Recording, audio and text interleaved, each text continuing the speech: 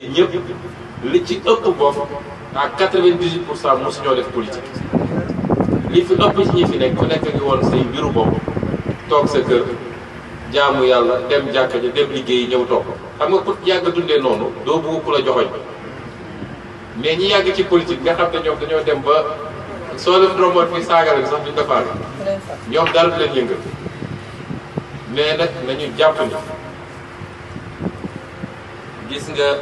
diine sax diine ci boppam yàlla dafa ne ndax da ngeen foog ni dinaa leen bàyyi rek ngeen fëgg seen dënn naan gëm naa te léeg-léeg du ma leen nattu parce que balaa ngay xam ndax nit ki gëm la xam nga su lépp neexee gëm yomb na waaye soo amoon alal jékki-jékki ñu ne amatoo alal wala nga amoon wér-gu-yaram jékki-jékki ñu ne feebar nga gars yi wër la nag jógal ci sa bopp fekk yow yaa ngi doon woote tawhiid ak sellal ak nag jógal ci sa bopp demal sangu ji nangam foofu la ñuy xamee ngëm-ngëm bi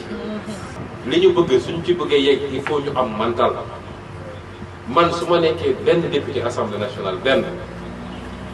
mën a jàkkaarloog 125 députés ba suñu nee temps de parole Ousmane Sonko jot na ku nekk di yox-yoxi ful la ak mental moo ma ko jox parce que li may dund ba assemblée yéen xamu leen ko dinañ la saaga dinañ la xas léeg-léeg sax ñu dem ba bëgg laa song physiquement kooku soo amul mental doo ci dem te damay bëgg nag ñi ne sama gannaaw doon ay nit yu am mental mais du war a doon loo xam ne lu ñëw rek yëngal la suñu waxee mais ñun on est venu pour changer la politique au Sénégal la ñuy dénoncer di ko dénoncer ci administration dénoncer ko ci acteurs politiques yi dénoncer ko ci ressources naturelles dénoncer ko ci éducation su dee tey dem nañ ba jàpp ni parce que yàlla moom lu mu tudd rek du am ñaareel bi problème Casamance problème bu ñu yitteel la parce que man Mati yàlla daf maa may man ma nekk le Sénégalais le prototype même du Sénégalais man saa waajur bu góor waa Casamance la département de Bignona di Joola soo waajur bu jigéen di waa Xombol gii mais seen origine Ganjool la fële ci booru Ndar moom yaayam bi ko jur di waa Njaayen Pendaw fële ci Fouta kon xam nga man dama traversé le Sénégal fu ma dem rek je suis à l'aise je suis avec mes parents ba tax problème bu Casamance dama yaroo Ziguinchor màggee fa sama kër papa ne fa ba léegi ma fay dem régulièrement j'ai grandi avec ce problème là les premiers coups de je vois qu'il est très sollicité am na aussi beneen appel question bu am solo la waaw allez-y les premiers coups de feu bi muy tàkk en 1983 maa ngi koy fàttaliku comme tey jii boobu je devais avoir quoi 9 ans bu ngeen déggee loolu dafa am ku koy woo donc ñu patienté ok waaw boobu ñu ngi toog ci jamono sedd bi la woon teg suñu fourneau di jaaru jékki-jékki rek dégg ratatatatat boobu doo xam c'est quoi et cetera donc boobu ba ni may amee bac génn Ziguinchor la crise je l'ai vécu moi dans ma chair dañ daan dem jàngi CMT collège jékki-jékki rek affaire yi takar naa sa ñu ne ñëpp nañu tëdd ci suuf da nga daan tëdd ba guddi bali tàkk ñu ne wàcc leen ci lal yi ndax wóorul bal perdu donc loolu ñun on l'a vécu et on sait ce que ça a coûté au Sénégal, on sait ce que ça a coûté à la Casamance. Et il est temps qu'on a fini. Ce que je reproche au gouvernement de Macky Sall, moi, crise bu ne mel dafa jot ñu gérer ko de manière inclusive mais dossier boo xam ne dañ la naan dossier bu secret la dossier bi doo xam kan moo koy gérer ay monsieur Casamance ak nangam on ne règle pas ce genre de crise à coup de mallette d'argent. Je suis désolé. Et quelqu'un l'a dit l'autre jour, je crois que c'était Abdoulaye Baldé en disant que Macky est en train de reproduire les mêmes erreurs que Diouf et Wade. ñaari stratégie yi ñu utiliser mooy d'abord diviser ba gars yi am faction yu bëri mais si tu fais 50 factions tu as 50 problèmes à régler. Mieux vaut avoir un seul interlocuteur. ñaareel bi mooy penser que yor ay mallette d'argent soo diviser fexe ba faction bi ànd ak yow nga leen di jox xaalis ñële nga bàyyi leen nii tu ne fais qu'aggraver le problème. man dama gëm ni dossier bu mel ni Assemblée nationale war na ci am cër kilifa diine yi nekk fii ci Sénégal bi crise bi commencé ba léegi dégguma ñu boole leen ci mais nañu wool kilifa diine yi muy église bi muy xalif général des Tidianes kenn ak keneen ñu def benn assise mag dem fekki gars yi génne toog ak ñoom waxtaan ak ñoom parce que man gëm naa ni les réalités ont changé et comme aujourd'hui Sénégal dem na ba li xewoon au lendemain des indépendances nga xam ne chacun était dans son coin mais loolu jeex na nit ñi léegi soo ñëwee tu as plus de Casamance aujourd'hui à Dakar qu'en Casamance même nit ñi di dugalante di marier entre eux Joola takk Wolof Wolof takk Joola Séeréer takk Joola etc. Donc aujourd'hui des années plus tard on n'est plus dans la même configuration waxtaan dafa jot ñu régler définitivement cette question-là mais évidemment avec des accompagnements surtout en termes de programme économique pour que c'est pas seulement pour la Casamance je l'ai dit l'autre jour à Bignona la Casamance a été délaissée c'est vrai mais elle n'est pas la seule à être délaissée elle n'a pas été plus délaissée que Kédougou qui meurt de faim que Matam Guérémodiogué et ainsi de suite toutes les régions périphériques ont souffert de l'incompétence de nos dirigeants qui ont tout le temps consacré 80% des investissements à la presqu'île du Cap-Vert et donc loolu dafa jot ñu am une autre approche pour la résolution de cette crise définitivement nit ñi jàll à autre chose ñu xam ni si on règle ça rek plus maintenant l'assainissement de la gestion ak yi ma tudd yëpp je crois que en 10 ans mun nañu def Sénégal loo xam ne day yéem ñëpp moi c'est ma conception par rapport à cette crise ne nag tànn jot na tànn jotati na bu ñu toog fii tànn lu leen neex suñu wàllu ko ne dëkk bi dafa Macky tànnul boppam askan wee ko tànn dañuy déglu nit ñi ci seen discours waaye bu ñu yem ci discours politicien bu ne am na jaar-jaar dama naan suñ doon askan yu xooloon dëgg-dëgg jaar-jaar Macky Sall duñ ko fal ndax koo xam ne nekk nga ci nguur Abdoulaye Wade bi nga ne woon moom ngay ñëw daaneel ba nga fay nekk ba nga fay dugg fukki dërëm yoroo ko wala soo yoree bëriwul ndax locataire nga woon Abdoulaye Wade jël la faxas la defar la fal la nga def 8 ans génn nekk milliardaire donc nañuy xool jaar-jaaru nit ñi bu ñu yem rek ci discours parce que politicien yëpp a yem discours benn politicien du ñëw fii ne leen du ma wax katu dëgg wala mënuma wala xamuma mais discours bi da nga koy dëppale maintenant ak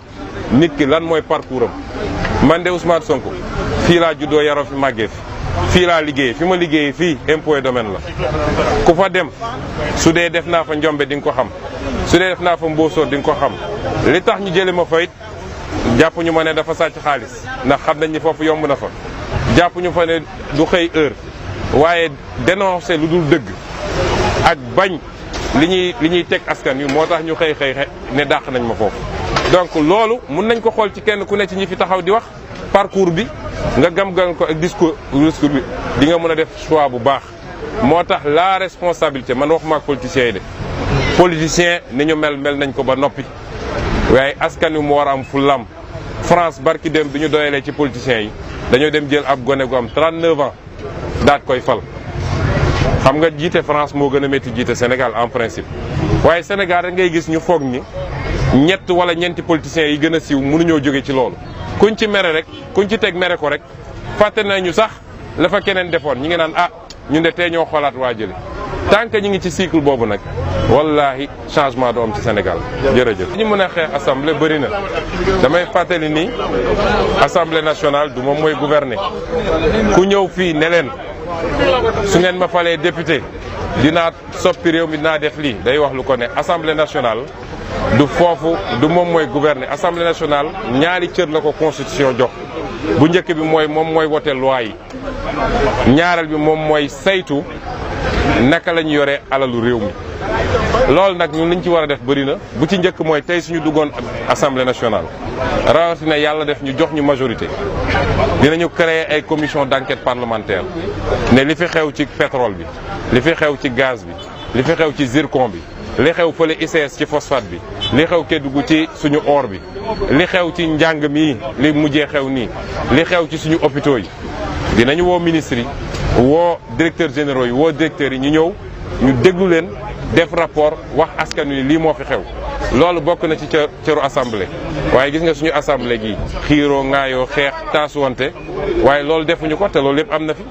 ñoom ñooy ndawi réew mi loolu lañ leen tuddee ñaareel bi mooy dinañu voté loi yoo xam ne loi yu baax la ci réew mi ci wàllu économie rek dinañ jël ay loi yoo xam ne multinationale bu ñëwati Sénégal war fee liggéey ñu jox ko suñuy tali Ila chinois et Ila Touba ay chinois lañ ko jox autoroute bi war a dem Mbour ñu ngi ko jox ay brésilien pétrole bi ñu ngi ko jox ay multinationales étrangères xanaa kay soo leen joxe loolu pare am nga sañ-sañ ne leen nu mu tuuti 80% sa effectif ñiy liggéey fii ay sénégalais la war a doon. tey soo demoon ICS sénégalais yëpp dàq nañ leen ñoom dañoo dem Inde jëli seen i mbokk muy ouvrier muy cadre yi ñëpp seen i mbokk lañ jël teg ko fa foog nga ni loolu yoon na. soo demee Ila Touba ay chinois rek a fay liggéey dégg naa seen i prisonniers la ñuy jël ñëw di leen liggéeyloo moo tax ko ci dee sax ñu gaaw lakk la. ci jamono jooju ñun suñuy ndaw a ngi fi amuñu liggéey am nañu sañ-sañ ne loolu dinañ ko def ñaareel bi mooy suñu pétrole bii ñu jël joxe ko ci anam yoo xam ne anamu font la baaxul ci Sénégal dinañu renégocier contrat yooyu wala ñu nationaliser waat pétrole bi loolu am nañu sañ-sañ bi. donc yooyu ci gàttal rek mënuma wax lépp parce que dañoo am contrat de législature gudd na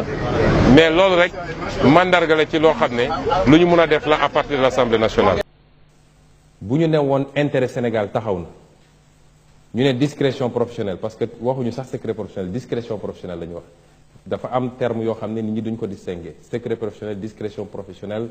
droit de réserve yooyu yëpp bokkul. discrétion professionnelle mooy da ngaa critiquer sa administration waxuñu ma sax damaa critiquer leen dañ ne damaa critiquer sama administration mais dama la bëgg a wax ni ilaa yow mi diin fu ñu ne intérêt Sénégal a ngi nii intérêt juróomi nit a ngi nii ma tànn intérêt Sénégal du ma ci seet secret du ma ci seet réserve du ma ci seet dara parce que soo seetee tey depuis 2012 voté nañu benn loi assemblée nationale transposé benn directive UEMOA ne fonctionnaire bu gisati luy loraange ci réew mi te dénoncé woo ko bis buñ ci tegee tànk yow ak ki ko doon def la ñuy boole tuuma gi. kon askan wi dafa war a xam ni mooy lépp. constitution bi dafa ne article 4 constitution dafa ne la souveraineté appartient au peuple kenn ku ne ci askan dafa war a xam ni moom moo yor souveraineté Macky Sall yorul souveraineté de dañ ko koo dénk la souveraineté appartient au peuple qui la confie qui la délègue dañ ko délégué souveraineté bi ci benn diir googu nag dafay am ay moments yoo xam ne diir ga jeex na par exemple assemblée nationale dañoo compoon lenn ci souveraineté dénk ko député yi 5 ans yi jeex na may wax sénégalais ni 5 ans yi weesu assemblée nationale bii génn 5 ans yëpp benn projet de loi la proposé benn ci 5 ans yi te moom la constitution jox mu war a wote loi 5 ans nga proposé benn loi te ñu leen di fay xaalis bu dul jeex jox leen ay oto loolu bokk na ci réforme yi mu njëkk a def jënd oto jënd 4x4 40 millions 50 millions jox ko député dafa war a jeex ci réew mi su ñu ne dañuy jënd oto député bi dina supporter nu mu tuuti 75% la ca des nag mun na doon subvention waaye jënd oto jox ko koo xam ne amalul njëriñ benn njëriñ askan wi di ko jox carburant dotation bu ne loolu dafa war a jeex. mooy ci wàllu nationalisation terme nationalisation ba léegi utiliser gu ma ko dama ne mënuñu continuer nekk dans une relation léonine vis-à-vis ak étranger mooy mu nekk ci diggante suñu digganteeg tubaab bi suñu digganteeg naar bi suñu digganteeg keneen ak keneen nekk toujours ñun ñu ne ci suuf rek nit ñi féete ñu kaw loolu mënul ne loolu nag ku mu neex ak ku mu naqari liy intérêt Sénégal il faut ñu jiital ko ci suñu mbir surtout loo xam ne ci suñu alal la kooku su dee looloo tax nit war a wëlbatiku ak réew boo mën ci doon parce que bu ñu am complexe gis nga Sénégal dafa war a xam ses atouts ressources naturelles yi ñu am ñépp a ko soxla su France su Europe ñëwul Amérique ñëw su Amérique ñëwul Chine ñëw ñoom ñëpp sax dañuy ñëwandoo di concurrence tey loolu da nga koy xam c'est un atout ñaareel bi dañoo am position bu ñëpp soxla fii Afrique ak suñu stabilité suñu position géographique suñu stabilité politique ak yeneen kon nit da ngay xam sa atout nga faire valoir ko gis nga Evo Morales bi ñu ko falee Bolivie dafa ne je renégocie tous les contrats gars yi ne ko entreprise yëpp dañuy dem mu leen d'accord nañ dem premier société minière bi mu récupéré toog na 2 ans 3 ans ba population yi ne moo ko diggoon du ko def gëmuñu ko ndekete mi ngay préparé wu dafa xëy rek débarqué foofu ànd ak ses forces spéciales moom ci boppam moo ñëw bi mu ñëwee gars yi woo directeur général mu daw si ñu ne ko président moo ñëw moom gëmeewu ko sax ñëw ubbi président vraiment visite surprise da nga ñu waroon yéegal mu ne ko déedéet je ne fais pas de visite surprise je viens prendre possession de la mine commencé ko foofu def kook ñeneen ñëpp ba pare ne leen ñëw leen ñu négocier moo tax li muy wax bi may ñëw nekk président Bolivie 18% la amoon ci ressource naturelle bi les firmes étrangères avaient les 82%. Après 5 ans de présidence, Bolivie à 82%, les firmes étrangères ont 18%. Kon loolu buñ ci am complexe ñett ubbi seen frontière. Am na président américain bu doon wax ni pendant 200 ans Grande-Bretagne dafa tëj frontière am économiquement mooy def ay droits de douane yu kawe ba nga xam ne yow soo buggee jóge fii exporter foofu pour jaay doo mën a compétitif par rapport ak entreprise britannique. Mu ne pendant 2 ans Grande-Bretagne dafa tëj frontière am ba tabax économique bu dëgër mu doog a woote libre échange. Mu ne ñun nag États-Unis ñu ngi doog a jël suñu indépendance bàyyi leen ñu suñu tëjee suñu frontière pendant 200 ans ba tabax suñu économie ñu nit nañu ubbeeku waaye yow ngay Sénégal 25e pays le plus pauvre au monde bokk ci zone bi gën a pauvre au monde muy zone espace CEDEAO nga ne damay signer APE mooy damay ubbi sama frontière par rapport ak la première zone économique du monde muy l'Union européenne. Léegi yow foog nga ni baykatu Sénégal mun na compétir ak baykatu allemand nga xam ne chambre bi mu tëdd ci ordinateur am lay bës di arroser ay toolam. Foog nga ni foofu compétition mun na fa am. Foog nga ni industriel Sénégal on n'a même pas d'industrie mais liñ ci xaw a am foog nga ni mun na compétir ak industriel européen. Tey suñu ubbiwoon frontière yi sédiment day daanu parce que ñële dañuy produire ginaar à l'échelle industrielle nga xam ne xamatuñ sax fuñ koy def dañ koy mujj di lakk mais suñ ko jóoroon fii sédiment daanu keneen daanu. Donc lan mooy ndey ñoom ñu jóg ne dañuy dem signer accord de partenariat économique supprimer les droits de douane te tubaab yi gis nga dañoo organiser benn paire organisé boo xam ne ñoom dañuy def seen plan 50 ans yi di ñëw ñoom bi ñu gisee ni war nañoo mën a imposer APE am nañu tey ay présidents yoo xam parce que Abdoulaye Wade pendant 8 ans dafa bañ ne du signer APE waaye bi ñu toogee ba gis ni léegi am nañu président yu ko mën a nangu boo seetee ay seen sociétés yu bëri dañu commencé woon tëj. Total commencé wàññi ay station ñeneen ak ñeneen mais bi ñu nee APE yi Sénégal signé na ko rek ratification moo des Total dellu si di racheter ay Touba Oil ak ñoom seen chaîne de distribution yi ay attaque fii ay City Dia ak yeneen commencé implanté wu. Parce que chaîne bi yëpp la ñu bëgg a jël comme mun nañu léegi dugal te duñu fay droit de douane bëgguñu bàyyi ñun suñu bool yi suñu commerçant yi di dem importer di ñëw jaay. Donc ils vont ouvrir de grandes chaînes de distribution ba nga xam ne jàllo bi doon jaay fii ci boutique bi dootul jaay donc ñoom ils ont leur plan et ils vont pomper ñun consommateur la ñuy doon loo foraatu dem jënd mu génn ci réew mi suñu la nee def nañu taux de croissance 10% xamal ni les 8% génn réew mi doo créer emploi doo réduire la pauvreté doo def dara loolu naka la président mu ne jóg ne day dem signer accord boobu donc loolu benn la toujours ci patriotisme bi amul réew mu développé ci àdduna te fexewo bokk. Sénégal sooy seetlu benn mbir suñu classe politique bi ñoom ñëpp ay milliardaires lañu te kenn amu ci usine boo moomal sa bopp kenn doonu ci alal ku ci dugg gouvernement def fa 5 ans soo génnee ne milliardaire léegi kon nga yaakaar fa la ñuy jëlee xaalis. xaalisu réew mi kuñ fi dégg kees nga këpp ko ndax ministre salaire am 2 millions 500 la ministre des finances defe naa moo am 3 millions. Kooku naka la ci nit di nekkee milliardaire te yaa ngi ciy dund yor ci ay militants ak yeneen di ci solo nga war a génn te ku ci génn nag ci ñoom dootoo ko gis mu liggéey du xëy du gontu te suy voyager première classe say voyager këram soo demee téeméeri 4x4 ñu ngi fa gaare benn train de vie boo xam ne mais xaalis boobu fan la jóge nga foog te kenn ci ñoom yorul usine yu mu moowal boppam yorul entreprise yu mu moowal boppam gorul yettul donnul alal fan la xaalis bi jóge lu dul ci suñu lempo yi ñuy collecté yóbbu ko ci budget bi mu waroon defar réew mi ñu wëlbatiku di ci def leneen naka su dul noonu mooy xaalis bi ñuy jël féexal seen bopp féexal seen njaboot su loolu weesoo ñuy wër di distribuer ay billets di ko jox nit ñi pour ne hôtel leen ma mi ne war nag su mbir mi jaaroon yoon wax dëgg yàlla ñun les nouveaux acteurs politiques mbir mi dafa waroon yomb ci ñun ndax ñoom ñëpp fi mu ne nii waroon nañu dem ko njëkkante ay chambre à Rebeuss mais comme juridiction politicienne la woon te li mbir mi firndeel na ko gis nga tey démb def na déclaration ne day bàyyi ki mu jàppoon balaa korité xam nga loolu waneen ni du mbirum justice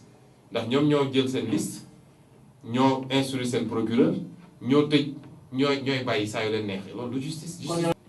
ñun bi ñu defee suñu calcul 90 milliards de recettes fiscales perte nañ ko ci dossier boobu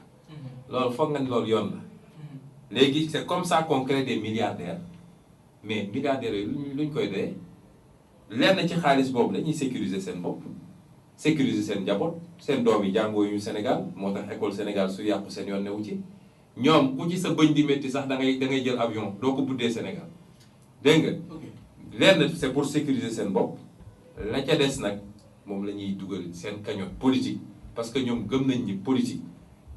soxlawoo ay idée na nga am xaalis bu bëri bu mbir mi jotee nga dugg ci quartier yi wasaare xaalis dajale nit ñi mbana yi tàkk t-shirt yu bëri nangam ñu ne nañ ko woteel ñàkk a wekk googu ñu ñàkk a wekk askanu Sénégal moo ma jaaxal man ci suñu politiciens yi donc scandale yooyu dañ ci soxla expliquer parce que su doon démocratie bu normal la ñu nekk dossier boo fi tudd tey suñu tuddoon benn dossier scandale France ne Hollande wala njabootam Hollande dina ñëw taxaw devant les Français mu wax su doon Amérique Barack Obama dina ko def mais fii ngay gis bis bu ne ñu tudd scandale bu toll nii mais seen yoon newu ci du ñu wax ak askan wi du ñu justifier du ñu layoo su dee nit ñuy wax scandale yi li ñuy wax du dëgg nañ leen yóbbu tribunal porter plainte pour diffamation mais duñ ko def te duñ ñëw layoo ak askan wi mais c'est extraordinaire ce pays di fi xew yu néew yi di ñëw bu soobee yàlla su dee ñoom foog nañ ñuy wax ji dina saaye noonu wala ay menacé ak ay wax yu amul bopp amul genn mun na tax nit ñi reculer bu yóbboo ñu waajal seen bopp ndax ci fan yi di ñëw dossier bi ak yeneen ndax du fi jeex dina am yeneen développement parce que li ñu xam lu mooy mbir mi lu mu leen ko da nga am yeneen ñoo tànk daal waaw mbir mi lu mu leen jaral rek jaral nañ lu ko ëpp parce que dafa am yoo xam ne mënatuñ ko continuer wéyal ci Sénégal dafa war a jeex Sénégal moins de 200 personnes ñoo ngànk Sénégal moins de 200 personnes di def lu leen neex nag ci xaalis Sénégal marché public yi surfacturation ku ñu dénk kees nga def lu la neex ku fayee ko impôt wala nga dem reverser ko nga dugal ko sa poche di préparer campagne électorale yooyu il faut mu jeex Sénégal li ko andi woon nag mooy complicité wala duplicité mooy Sénégal dafa bëri ñu xam te noppi soo waxee ñu ne obligation de réserve gis nga obligation de réserve ku la ko tuddal rek mu ngi ci naka sudul noonu loolu du obligation de réserve obligation de réserve tekkiwul nga gis njuuj njaaj nga gis naka sudul noonu nga gis luy lor askan wi nga noppi ci bu boobaa yow complice nga. voté nañu benn loi en 2012 ñoom ñoo ko voté ñoom seen législature bi transposition la directive bi ma xam nga loi boobu lu mu wax. dafa ne agent public bu gis naka sudul noonu te noppi ci demoo ko dénoncé. bay nit ñi dem ba teg ci seen bët yow sa bopp dañ lay tëj. kon yow su ma déggee sa wax mooy que liñ tàmmoon ñun ci suñu askan jeex na quoi mooy gis loo xam ne dañuy gaañ nga noppi. mënuma ne jeex na parce que man ci benn segment rek laa ne man am na xam nga état dafa yaatu man nekkuma fépp. non mais yow mais ñun li ñuy encouragé man li may encouragé. te boobu bi may commencé syndicalisme laa commencé man bi may jiite syndicat impôt ba tey moom laa encouragé. mooy citoyen yi nañu doon ay patriotes ku gis luy lor ci réew mi na nga ko dindi gis nga diine sax yonent bi lu mu ñu wax ku gis luy lore na nga ko dindeeg sa loxo boo ko mënul dindeeg sa loxo na nga ko dindeeg sa làmmiñ boo ko mënul dindeeg sa làmmiñ na nga ko naqarlu sa xol ndax loolu mooy degré bi gën a tuuti ci iman donc nun en tant que jullit en tant que citoyen amuñu lu dul Sénégal gii te xam nañ ni Sénégal lu neex a développé la parce que yàlla def na fi lu bëri mënatuñu continuer nag di seetaan benn groupuscule ay hommes d'affaires ay fonctionnaires ak ay hommes politiques ñànk Sénégal yor alalu réew mi di ci def lu leen neex nga am information yi te doo ci wax loolu nag la ñuy encouragé feneen ak feneen ak feneen noonu laa koy encouragé ca douane ba ci trésor ba ca administrateur civil yi ci feneen ak feneen ak feneen buñ ko defoon léegi du ma ne luubal dootul am waaye kuy luubalati di nga xool à gauche xool à droite vérifier dootul yombee noonu mais tant que nit ñaa ngi def lu leen neex ba pare noot ñi nekk ci seen suuf yëpp parce que ku wax ñu ne la obligation de réserve conseil de discipline réew mi du avancé te li xaw biir état ñi ko war a mën a changer xam nga ñan la les premiers mooy haut fonctionnaire su haut fonctionnaire bu nekk ne woon dama prêter serment man pour servir la république pour servir l'état et donc pour servir le peuple prêter wu ma serment pour servir un homme wala un parti wala une famille kon suñ ma bëggee digal loo xam ne dëppoowul ak yoon mooy li droit administratif ne quand on te donne un ordre manifestement illégal tu dois refuser de l'appliquer mooy suñ la ki nekk sa ki la féete kaw tant que mi ngi respecté charte yi da nga ko war a déggal topp ko mais bu génnee charte yi da nga ko war a ne déet mais diine sax moo gën a diis. te imam bu jiitee fu ñu war a defee ñeenti rakk mu def juróom dañ ko naan subhanallah. waaw bu continuer dañ la ne bàyyi ko dem julli ji. waaw kon ana chef de service ba li tax ñu war a topp aveuglément des gens même que suñuy violer les chartes et les lois qui régissent la profession loolu moo war a jeex ci réew mi te man loolu lay encourager képp kuy fonctionnaire prêter serment da ngay prêter serment da nga prêter serment pour servir le peuple. Tu n'as pas dit que da nga prêter serment pour servir un homme wala un parti wala un système. man yàgguma maa ngi 15 ans de fonction. ñetti président romb nañ ma fi déjà. ndax maa ngi commencé ci Abdou Diouf Ablaye Wade tey kenn ngi nii toog fi donc le fonctionnaire tu es là pas pour servir un homme, pour servir la loi, et la loi doit servir l'intérêt général. loolu nag la ñu ne man mënuma décréter ne jeex na fi de waaye ñun ci li ñu concerné man ak ñi ma àndal te bëri nañu ci ñi nekk biir fonction publique parce que am na ñu ci nekk ci yeneen bu soobee yàlla on mènera combat boobu suñu côté te dinañu soññ ñeneen ak ñeneen ñu topp ci loolu parce que réew mi la ñu am ñun xalaatuñu suñu bopp mais man su ma toogee xool sama doom dama naan dans 10 ans dans 15 ans dans 20 ans ban Sénégal la fiy fekk donc loolu moo tax xeex boobu il faut ñu xeex ko benn yoon jaral nañu lu nekk nag. ok ñun dañuy faral wax toujours ni diine gi lu am solo la si ñun waaye duñu bokk ci acteur politique yoo xam dañuy mbubboo diine pour manipuler sentiment wu citoyen yi. dama ci profité sax wax sénégalais yi nii élection yi ñuy dëgmal bu kenn nangu mu doon élection boo xam ne ay xëccoo la ci waxu diine wala waxu tarixa du loolu na doon élection yoo xam ne lépp day lalu ci programme kenn ku nekk na ñëw ne lii mooy sama programme ci réew mi citoyen yi mun a tànn ci base boobu waaye bàyyi di essayer manipuler sénégalais yi ci lu bokkul ak loolu.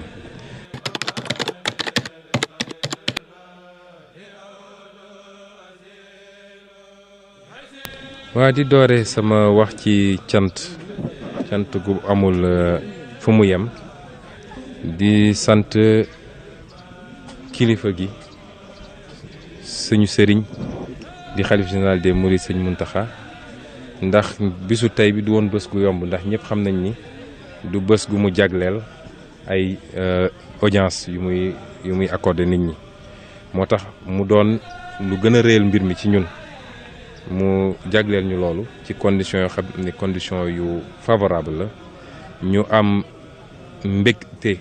mu bokk ak moom mu jiite ñu ci julli tisbaar bi am mbégte wéet ak moom mën a waxtaan ak moom ci lu gàtt ci lu weesuwul nag ni nun suñu gis-gis ci politique mooy bëgguñu doon politiciens yooyu nga xam ne dañuy jëfandikoo diine gi wala dañuy jëfandikoo kilifa diine yi ci anam goo xam ne weesul nu ñuy def rek ba jot ci nguur gi ak nu ñuy def ba manipuler taalibe yi seen sentiment moo tax démarche bu sincère moo ñu andi ñëwuñu woon pour wax ci lu jëm ci politique dañoo jàpp ni dugg nañ ci politique lu mat ñeenti at ci tey ci giir gu gàtt googu yàlla yóbbu nañu foo xam ne kawe na peut-être njort ñu bari ci bi ñuy door ba gëm nañ ni kilifa it comme xam nañ li ci réew mi di déglu di settantal ni ñëpp lu bari xam nañ ko ci nun dafay rafet ci foofu ñu féete ñu wër fépp fu kilifa diina nekk nemmeeku la xamle suñu bopp wax lan mooy suñu mbëbët ci réew mi bu loolu weesoo ñu sàkku ñaan waaye ñëwuñu ci tànku ut péete parce que jàpp nañ ni suñuy kilifa ñun ñoo leen war a aar seen njaboot lépp a ngi ci wàllu xeet ci wàllu politique ci wàllu nu mu tudd ethnie ak ci wàllu bépp fànn boo jël kon loolu ku yàlla nattu nga jaboote loolu kuy nit ku maandu rek war nga fexe ba doo ut ci moom féete boo xam ne danaan fang waaye ñoom la yàlla teg fii te damay faral di wax ni soo demoon tey Amérique li tax Amérique dëgër mooy Amérique dañoo am ay institutions yu am doole ñu ne parlement bi am na doole Sénat bi am na doole justice bi am na doole ba tey président bu jël décision magistrat bi gën a tuuti ci Amérique mën na toog ne décision bi dama koy bloquer parce que dafa violer constitution bi loolu mooy doole Amérique loolu mooy doole France mooy doole Allemagne nun nag ñeen ñëpp xam ngeen ni amuñu institution gis ngeen li xew ci assemblée nationale bi man fa laa nekk mun naa leen ne assemblée nationale amul Sénégal gis ngeen li xew ci justice bi amul sénégalais boo xam ne tey rafetlu na justice Sénégal ni muy doxee waaw lan moo tax Sénégal nërmaluwul ba léegi te amuñu ay institution mooy institution sociale yi ñu yàlla jox mooy ñoom ñi yàlla teg fi te mandat bàyyiwu leen fi te sénégalais ay millions de sénégalais jox leen cër jox leen nopp jox leen seen dënn ba réew mi su naroon jaxasoo suñu waxee benn kàddu lépp mun na dellu si waat ñoom ñooy suñu institution moo tax ñun ci suñu programme politique dañu ne relation rapport entre diine ak état dañoo bëgg mu doon lu ñu institutionnaliser waratul doon loo xam ne rek koo wax ci Sénégal mu ne la laïcité te ku soxla nguur ñëw raam kon loolu dañ ko war a waratuñ ci am complexe dañ ko war a institutionnaliser bokk na ci mesure yu war a mën a andi institutionnalisation boobu mooy sénégalais ni mu soxlayee faju soxla dem école soxla ay infrastructure soxla courant soxla ndox sénégalais noonu la soxlawee pas-pas ak diine kon suñu amee budget ne budget bi mat na 3000 milliards war nañ mën a ne 150 milliards yi dañ koo def budget culte budget diine gi ñu am agence wala ministère boo xam ne loolu mooy liggéeyam ñu ne lii dina dem ci njàng mi ak diine yëpp nag laa wax lii dina dem ci xew-xew diine yu mag yi lii dina dem ci lii la dem ci laa waaye mënuñu continuer sous prétexte que laïcité la ñu ne tey budget Sénégal doo ci gis rubrique boo xam dañ naan lii jagleel nañ ko diine lu dul bàyyi nañu ki yor réew mi mu yor ay maletam léeg-léeg mu jaar fenn joxe bu ko defee nit ñi naan moom la ñu gërëm suñu ne tey ñu ngi gërëm président Macky Sall parce que tabax na lii wala lële ci lu jëm ci diine damay faral di wax ni 15 millions de Sénégalais la ñu war a gërëm ndax seen impôt la impôt googu ñu utiliser pour defar ko sama impôt ngi ci sa impôt ngi ci impôt Jean Pierre a ngi ci impôt Samba ngi ci kon loolu dañ ko war a léegi fexe ba institutionnaliser parce que ñooñu ay institution lañu yoo xam ne dañ leen war a officialiser. ku bëgg a am loo politiqué da ngay dajale say militant nit ñi cotiser ñii li ñuy def loo am ne nii la toll lii laa ci mën a def mais l'impôt sénégalais kenn du ko politiqué loolu la ñu wax ñun. ñun dañoo jëflantewul sax loolu ak nit ñi gis nga nun moo tax ñu lancé des méthodes de campagne innovantes kuy dugg ci yenn site internet yaa ngi gis campagne bokk na ñun dañoo bëgg sénégalais yi gëm li ñuy def parce que bëgguñu benn lobby nekk suñu gannaaw benn du national du étranger parce que gis nga koppar xaalis il faut ñu démystifier ko ci politique système français bu bon bii ñu hérité nga xam ne l'argent est tabou moo tax après chaque campagne France ñu naan diw ko financé dégg nga barki dem ñu naan mise en examen de Sarkozy yooyu doo ko dégg États-Unis parce que États-Unis dañuy candidat bi day def convention ne américain bu ma bëgg a financé ñëwal ku ñëw ne def naa chèque $1 million kii ne man $1000 laa am dañoo bëgg sénégalais yi gëm li ñuy def moo xam juróom lañu moo xam 1 million lañu nañu ñëw bokk ci xeex bi kenn ku nekk li mu am ne lii maa ko ci dugal parce que gëm naa xeex bi ñu def ko de manière transparente ne lii la ñu am ci budget est-ce que mën nañ ci def li ñu bëgg a def wala déet. moo tax ñun newuñu ci logique gu financement occulte yooyu. waaye nag bu leen fàtte ni élection présidentielle campagne électorale dafa am moyen dafa laaj moyen bu ñu nangu mukk lobby yi nga xam ne ñu ngi ci buntu bi taxaw di xaar ñu ne kaay leen financé ñu ñëw indi seen i saaku xaalis pour jox ñu ba suñu président bu fi toogee ñoo ne ko jox ñu suñu wàll ci gato bi buñ ko nangu ñun citoyens sénégalais ñoo war a financer suñu candidat ñoo war a financer suñu parti ba bu fi toogee du tal leneen lu dul liggéey bu fi toogee amul kenn ku muy rendre compte ku dul ñun sénégalais